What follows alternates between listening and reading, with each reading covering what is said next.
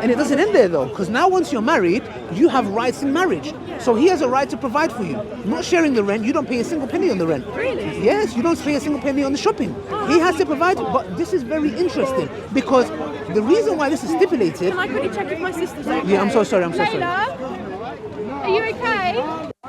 I'm so sorry, we're nearly done. She's absolutely fine. Her name is Layla. Layla, yeah. Is she Muslim? No, She's a Muslim, not, Layla. no. Yeah. Okay, no problem. Sorry to bother you. Do you mind me asking how it is on the flip side with men as well? You know, how in terms of, you know, you say that with women, I can't get my words out. No, it's okay.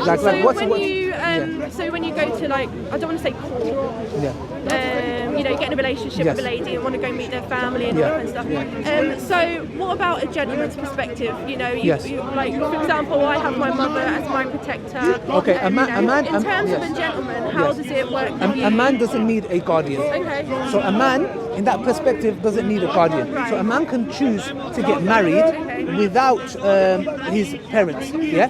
But then again, the reason might be because of that is because most of the time men have the power in the context. If you're in a relationship, he can try to blackmail you. He can try to force himself on you. He can do all kinds of things. Yeah. That's the reason why you require a guardian, because in the sense, not that, look, I believe women are emotionally very strong.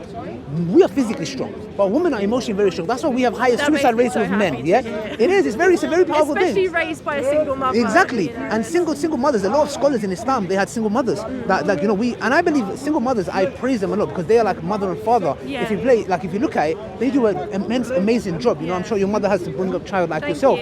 So the thing is here, sister, is that's the reason why it's stipulated for a woman, because a woman can be overpowered. Yeah, in different ways. You know, there's revenge porn and all this kind of stuff. So that's the reason why a guardian is required for a woman, not because she is not capable in certain, like, intellectual capacity in that way, but it's there to protect you because there are men out there that can abuse you. We know a lot of people that women get into sex trafficking.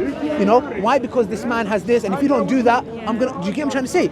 It's there to protect you. I don't really want to see a gentleman as a predator, though. You know, it would be wrong. No, you shouldn't. I don't think that the default position for us is to feel like that, but then we have a reality to deal with. You know, we had, for example, was it Sarah? What's her name? The one who got killed. Yes, for example, these cases happen, and it's a reality. Even though we don't want to see it like that, and we shouldn't. For example, I don't think when you look at me, you're like a sexual predator. You assume the best, which is good.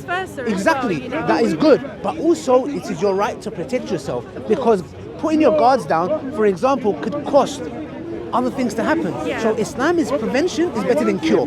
So it's got stipulations in place to protect the woman and her rights. And I really like that. Yes, and not to be, it needs to be cared for, you know. But some people take this and be like, oh, Islam makes a woman seem as though she can't know. Islam is there to protect the woman. That's the reason why the guardianship from your dad goes to your husband, because now it's now you, like, we're living, let's say, you marry someone and you're living together, he's your guardian. That's why I said he has to pay for the rent. He has to provide for you. You can work if you like as well, but you are in constant maintenance. And that is better. A lot of people are like, oh no, like, I'm a feminist and this, that. I believe, like, there was a study done over 100,000 people in a matter of 25 years. They found out that women are less happier in the workplace. You know, like, and I'm not saying necessarily this doesn't mean they shouldn't work, but what we're saying is, for example, this movement of, you know, you have women who are in the business workplace, 30, 40, no kids, and they hit a rock bottom, and they're like, well, what now? I don't have a family. I'm at an age where I don't know if I can have kids. So what we're saying is you can work, but it is your husband's duty to provide and maintain. That's what Allah says in the Quran. Men are the maintainers and protectors of women. So if I'm walking with my wife and somebody pulls a knife out, I'm not going to say, darling, go do that. I have to go and do you know what I'm trying to say? If a war happens, we have to go and protect.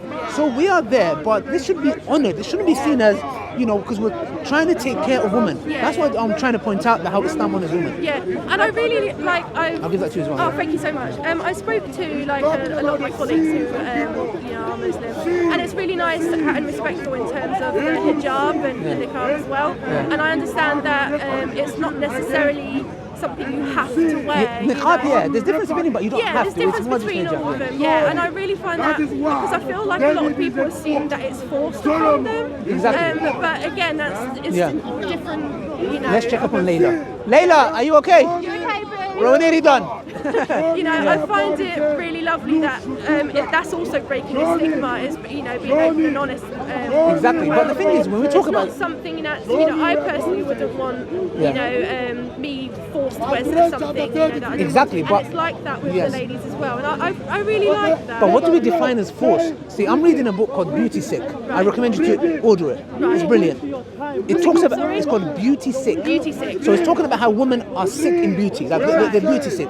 Because, and in that book, it's very sad. Because the thing is, where the women go through, waking up 2 hours to do their makeup, walking to work with heels, being catcalled, in a sexualized society, starving to get the perfect body. And she talks about, the author talks about how actually the system is rigged, because you can never look at that perfect body. Would you mind me asking, like, would you say in a sense that you're quite feminist, or? Well, the thing is, define what feminism is. If what I've told you falls into feminism, then I'll say, okay, I'm a feminist. If what I said to you in that context, what we're saying is that we believe God Almighty's laws and legislation is the best for us. Yeah. So in that, for example, what I was talking about, that when we talk about force, I would say to you, you are maybe indirectly forced to, for example, get your argument, get your hair done, have makeup before you go. Why can't you go out without makeup? Not you, like in general, yeah? Like be up to marks with expectations. Exactly. Why do girls starve themselves to have the perfect body? So when we're talking about being forced, talking about the hijab, there are millions, studies show there's millions of people, girls that are insecure about their body and feel overweight or ugly. Why do they feel that way? Because that's the point. So what that means is society and the beauty industry have a massive effect on you, that you are indirectly being forced to a way of life that you don't want to.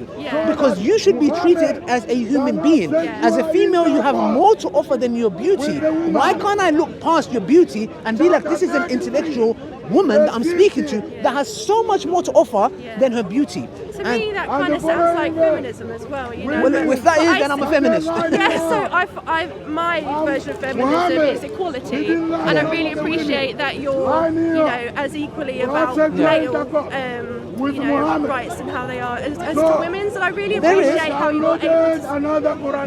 There is. I really appreciate how you're able to see it from a woman's point of view as well, Of course. and not only from your perspective, but also Islam in general. Exactly. How you're able to see it from our.